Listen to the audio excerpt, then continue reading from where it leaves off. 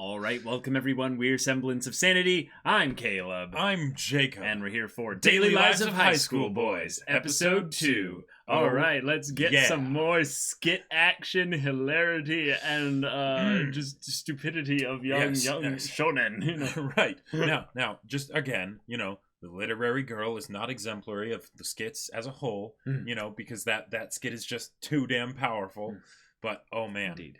Oh man, I gotta say, it is so much fun going back through this show because I have so many fond memories of this show. It has so much nostalgia for me, and yet for some reason I haven't rewatched it nearly as much as I feel I should have. Gotcha. So this is a great experience, a golden one, in fact. Yes, quite so. And I very much look forward to having some of these skits be my new go-to repeat things that I'll just watch every once in a while, just to have as an arsenal in my repertoire when I also show people what anime is capable of. Indeed. Because then you can give them this 3-minute microcosm of it's a story. Well, not really. But, a situation. Yep. Anime is all either or waifu bait. It's well, yes, but actually no. Yeah, Yep. So, y'all, without further ado, let's get into this. All right, everyone, then be sure to go check out the reaction portion of the video in the description below, and then come back here for the discussion.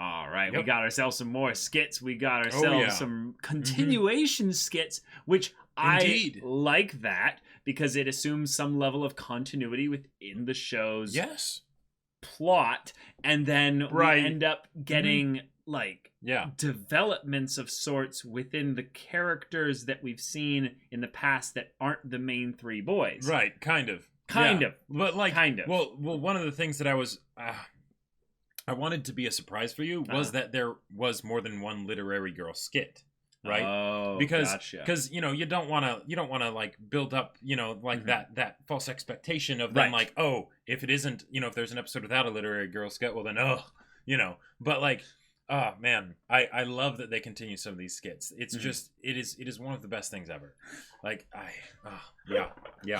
One of my favorite things about this episode specifically was how much they would end up in situations where the guys would basically improv off each other. So they would end up being the stick.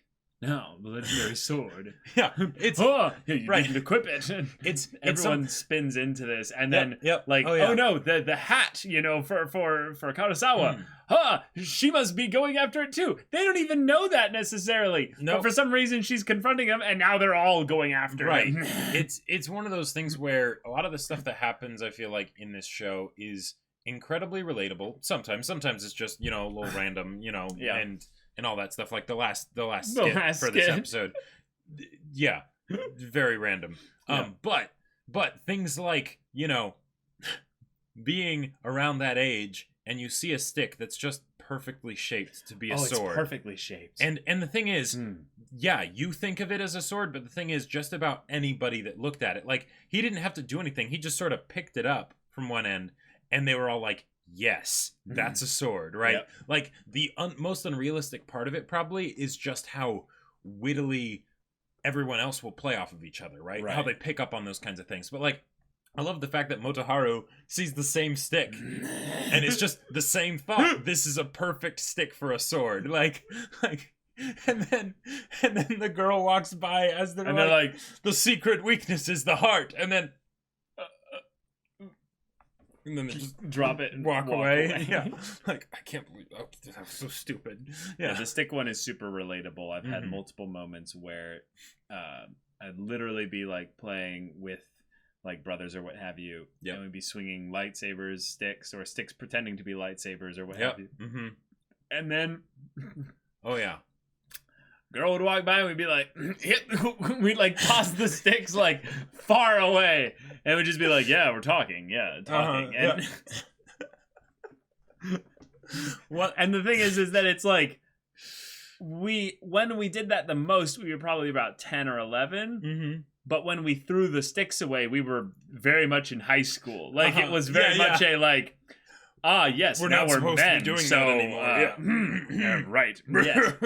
Yeah. One of my Oh my favorite gosh, things though. as a kid, and just growing up in general, was wooden dowels. Whenever there would be like the sure. big like rolls of paper on the wooden dowels or Uh-huh. something like that, those wooden dowels, there was just something about it where it's like it's perfectly balanced, it's sturdy, it's comfortable to hold, it doesn't have any of those corners, so like if you actually got in a fight with it, you wouldn't be like getting blisters on your hand or anything like that. Like, yeah. Yeah, and if you wanted to attach some sort of cardboard weapon head onto the end for like an axe or something Perfect like phallic that. shapeness. Yeah. Well, sure, okay, that two kinds of people in the world, I guess. But you know, it was just perfectly made for that, and it was something that seemed to be so missed by all the grown-ups in the world. You know. Yeah. Yeah. To be fair, you had more of I would say kind of a form 5 kind of stance. You would kind of hold it up here. I was definitely more of a guts like form like 1 kind of stance where I'm holding it like literally in the position of my dick. So yes, yeah, that was the case there. But no, there was a time actually where one of my brothers and we basically choreographed an entire lightsaber fight that lasted about 45 seconds, and they got fast with it. It was pretty freaking good, and there were wounds and like and everything. We keep hitting each other constantly, but we kept grinding it out. We kept eventually getting it, and we got to the point where we would even add little flourishes in it to make it extra fun. Sure, but every hit wasn't something where it was like, we're just trying to make contact with each other there. It was like, no, each one looks like it should be a hit. And then we gave up on that eventually, but it took a lot of effort and what have you, and we take this thing seriously as high school boys, you know. Oh, I remember this was before high school, but there was a point when that whole like, come up with a quest thing, and you must defeat you must become the 3rd demon lord in order to face the other 2 and all that stuff. And in this case, it's just we're walking, to school or home from school or whatever. So there's that time frame on it.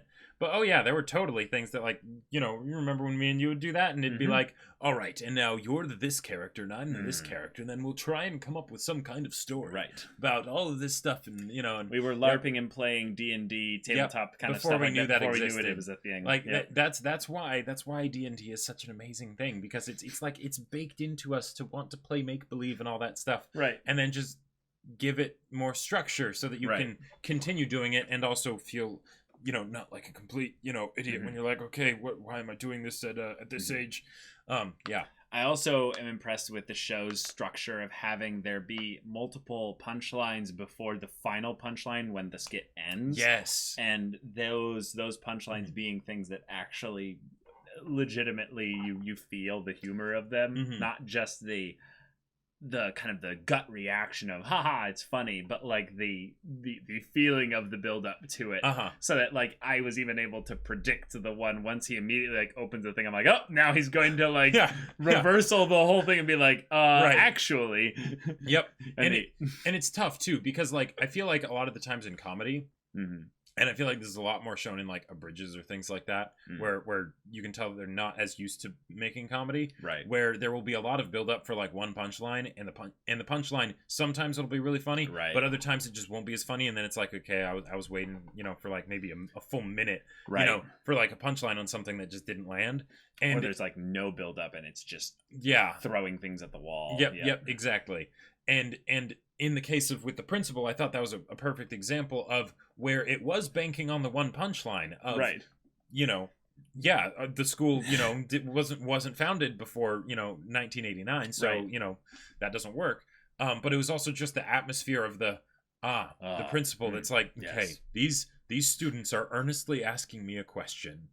I only started here 3 years ago, but I need to give them a serious response. So I'm going to completely bullshit this. Yep. I loved like, also... That's just great. Is all the delivery of that, because we're getting a look into his internal thoughts. Yep. But when he comes up with the, like, when should I have this thing that happened in the past, he, like, squeaks accidentally out the first, like, bit of content. Yeah. 1984. Oh, 1984. Like, he gets more and more seriously into it as he's concocting the lie. And... I just find that kind of stuff really funny. Also, the convex mirror girl one was very like meta and funny and on the nose. Just the idea that like she's just like creased her face in because she's just tired of stupid boys and stuff like that. And like her eyes are never fully open. She's just sort of but then she's like, hold on, let me like go full anime girl here for a second. And it's just like, oh, that is beautiful because that's not realistic. That's not realistic at all. But just the idea that she even needed a convex mirror in order to do it, and yet they buy into it so much. They're like, I wonder if we'll see that convex mirror girl again. You know what? I'm determined to make her appear once more. Indeed. Yeah, one day. Oh boy, but good stuff. Second episode, a lot of fun. Reminded me of a lot of little times in my past and what have you. The brother-sister one I thought was rather funny as they were mocking how other siblings have their own like problems or what have you. And it's like, well, actually a lot of the things that they're discussing aren't that bad. It's more like they just have awkward dynamics. Right. Like the one with Tadakuni, he just doesn't really speak to her as often. Although once a month, that's pretty extreme, sure. But just the idea that like, well, no, they're both adolescents growing up, so their lives probably don't have much crossover. Oh yeah. But then also, Yoshitake is like, his sister is a compulsive liar, and it's like, yes, celebrities get plastic surgery. It's like, wow, no shit, Sherlock, you know? And he's like, whoa, like that ruins his universe or something. But no, with them, she actually bullied him.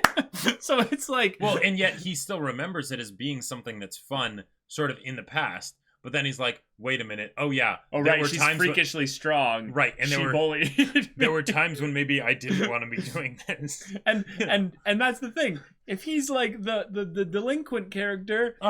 Maybe we now know why he's a bully. Well, it's a great little contradiction too for him to be like, yeah, but I'm actually really close with my sister, and we look after each other and all that stuff. Miyamoto, little sister, specifically. Yes, that's right.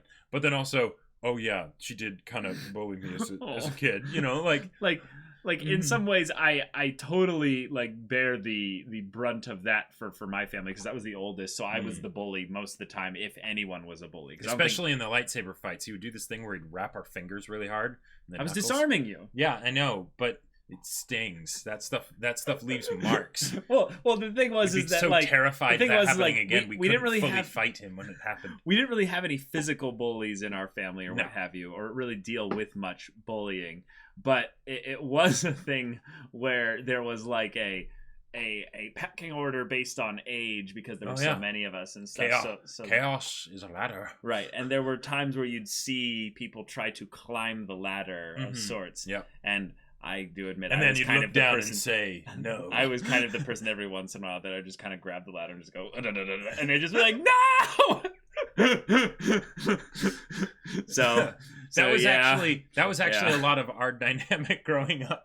I mean, it wasn't really as much that not so much the shaking, but like right. If anything, like I feel like you were the one that tried to climb the ladder the most because you were the middle child, and then you had a gap between brothers to get to me. Whereas beneath you there were more brothers. So but fun times and I love how this show it does the comedy, but it remembers that you don't actually have to have it be a bunch of ridiculous stuff. Right. Just the daily lives of high school boys can be funny enough, and then you just make sure to accentuate things where you need to make it work. The voice acting. Yeah, and the creativity maybe of the characters, but it's still basic stuff that high schoolers would do.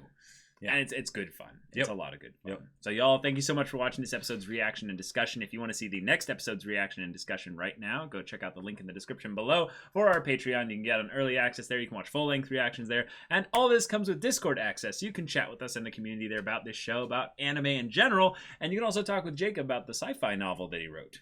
That's right. I wrote a sci-fi novel, in case you hadn't heard. It's called Battle Lines, and it's really cool, and it's awesome, and it's on Amazon for purchase. Link in the description down below. Hardback and ebook for the U.S., ebook outside the U.S. Go get it. Yeah, so if any of that interests you, we'll see you there. But until then, we're Semblance of Sanity. I'm Caleb. I'm Jacob. And we'll see you all next time.